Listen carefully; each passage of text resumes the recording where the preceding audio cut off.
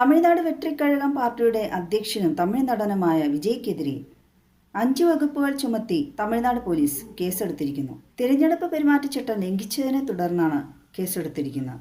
തമിഴ്നാട് മുഖ്യമന്ത്രി സ്റ്റാലിൻ്റെ മണ്ഡലമായ കുളത്തൂരിൽ തിരഞ്ഞെടുപ്പ് പ്രചാരണം നടത്തുമ്പോഴാണ് തിരഞ്ഞെടുപ്പ് പെരുമാറ്റച്ചട്ടം വിജയ് ലംഘിച്ചത്. കുളത്തൂർ മുതൽ പെരുവല്ലൂർ വരെ റാലി നടത്തിയപ്പോൾ 5 ഉച്ചഭാഷിണിയാണ് അനുവദിച്ചിട്ടുള്ളത് തിരഞ്ഞെടുപ്പ് പ്രചാരണത്തിന് വേണ്ടി.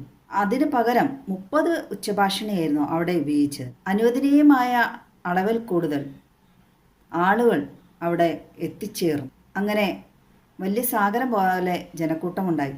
അതിനെ തുടർന്ന് ആംബുലൻസിൻ്റെ റൂട്ട് വരെ അവിടെ തടസ്സപ്പെട്ടു എന്നാണ്. വിജയുടെ വലങ്കയും വടക്കൻ ചെന്നൈ ഏരിയ സെക്രട്ടറിയുമായ ശിവയ്ക്കെതിരെയും കേസുണ്ട്. അദ്ദേഹമാണ് ഇത്തരത്തിൽ പ്രചാരണം നടത്തുന്നതിന് അനുവാദം ചോദിച്ചുകൊണ്ടുള്ള അപേക്ഷ സമർപ്പിച്ചത്. തിരഞ്ഞെടുപ്പ് കമ്മീഷൻ്റെ നിരീക്ഷകനായ കുമാർ എന്ന വ്യക്തിയാണ് കേസ് കൊടുത്തിരിക്കുന്നത്. അതേ തുടർന്ന് പെരുവല്ലൂർ പോലീസ് കേസെടുക്കുകയും ചെയ്തു. വിജയുടെ അടുത്തിടെ നടന്ന റാലി ആരും മറക്കാനിടയില്ലല്ലോ. 41 പേരുടെ ജീവനല്ലേ സേലം റാലിയിൽ പൊലിഞ്ഞുപോയത്.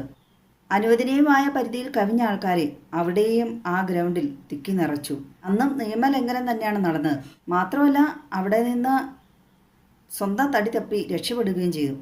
അപകടത്തിൽപ്പെട്ടവരെ ഒന്ന് രക്ഷിക്കാൻ ശ്രമിക്കുകയോ അല്ലെങ്കിൽ ആശുപത്രിയിൽ എത്തിക്കുകയോ അവർക്ക് വേണ്ട ഒരു സഹായം ചെയ്യാതെ അതേ തുടർന്ന് അദ്ദേഹത്തിൻ്റെ ഭവനത്തിന് നേരെ ആക്രമണമൊക്കെ ഉണ്ടായി.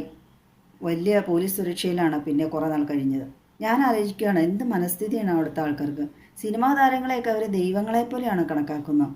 അവർ നമ്മളെപ്പോലെ സാധാരണ മനുഷ്യരാണ്, പണവും പ്രശസ്തിയും ഉണ്ട് എന്ന് മാത്രം. സിനിമാ നടന്മാർ സിനിമയിൽ കാണുന്നത് പോലെ തന്നെ ഹീറോസും ഹീറോയിൻസും ആണെന്നൊക്കെ ആയിരിക്കാം അവരുടെ വിചാരം. 10, 100, 1000 പേരെ ഒരുമിച്ച് നേരിടുന്ന വലിയ വീരപുരുഷനൊക്കെ ആയിട്ടാണ് കണക്കാക്കപ്പെടുന്നത്. പക്ഷേ ജീവിതത്തിൽ അദ്ദേഹം ചെയ്ത ഒരാപത്ത് വന്നപ്പോൾ സ്വന്തം തടി തപ്പി രക്ഷപ്പെടുകയാണ് ചെയ്തത്. അതും അദ്ദേഹത്തിനും കൂടെ ഉത്തരവാദിത്വമുള്ള ഒരു റാലിയിലായിരുന്നു ആ അപകടമുണ്ടായത്. ആ അപകടത്തിൽ അദ്ദേഹം ധനസഹായം പ്രഖ്യാപിച്ച ഒരു കുടുംബത്തിലെ അവർ ആ ധനസഹായം തിരികെ നൽകുക പോലും ചെയ്യും. ആളെ നഷ്ടമായിട്ട് പൈസ ഇട്ടിട്ട് കാര്യമില്ലല്ലോ. ഇത്രയും വലിയ പ്രശ്നം ഉണ്ടായിട്ട് പോലും അദ്ദേഹത്തെ പിന്നെയും ഇലക്ഷന് നിർത്തി. വിജയുടെ നാമനിർദ്ദേശ പത്രിക സ്വീകരിച്ചു. അന്നത്തെ ദിവസമാണ് ഈ റാലി നടന്നിരിക്കുന്നത്. എന്തുകൊണ്ടാണ് അദ്ദേഹത്തിൻ്റെ റാലികളിൽ ഇതുപോലെ പെരുമാറ്റച്ചട്ടം ലംഘിക്കുന്നത് എന്ന് മനസ്സിലാവുന്നില്ല. അതോ ഇനി എതിർ കക്ഷികൾക്ക് അദ്ദേഹത്തോട് വല്ല വൈരാഗ്യം മൂലം ചെയ്തു കൂട്ടുന്നതാണ് എന്നൊക്കെ വരുത്തി തീർക്കാനാണോ എന്തോ.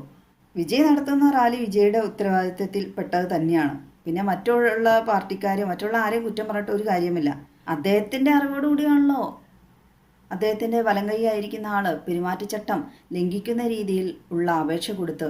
നമ്മുടെ ഇവിടെയൊക്കെ ആണെങ്കിൽ ആദ്യമേ ചോദിക്കില്ല ഏതവനാടാ അതിനൊക്കെ അനുവാദം കൊടുത്തതെന്ന്. എന്നാലും അവിടുത്തെ ആൾക്കാരെ സമ്മതിക്കണം. അധികമായിട്ടില്ല വിജയുടെ റാലിയിൽ വലിയൊരു ദുരന്തം ഉണ്ടായിട്ട്.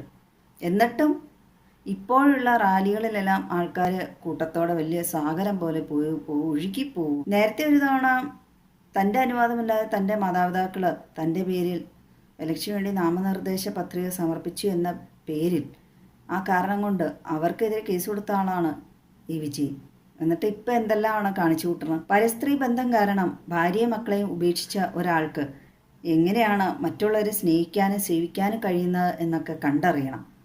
ഇലക്ഷനെ വിജയ് ജയിക്കുകയാണെങ്കിൽ സ്വന്തം രക്തബന്ധങ്ങളെ വലിച്ചെറിഞ്ഞ ആളാണ്. പിന്നെ എങ്ങനെ രക്തബന്ധമില്ലാത്ത ആളുകളെ സേവിക്കാൻ കഴിയും എന്നുള്ളതൊക്കെ കാത്തിരുന്ന് കാണാം. ഇടയ്ക്കിടയ്ക്ക് ഇങ്ങനെ ഓരോ നിയമലംഘനങ്ങളൊക്കെ നടത്തി സ്വയം ഒരു കോമാളിയായിട്ട് മാറുകയാണ് വിജയ് എന്നാണ് എനിക്ക് തോന്നിയിട്ടുള്ളത്.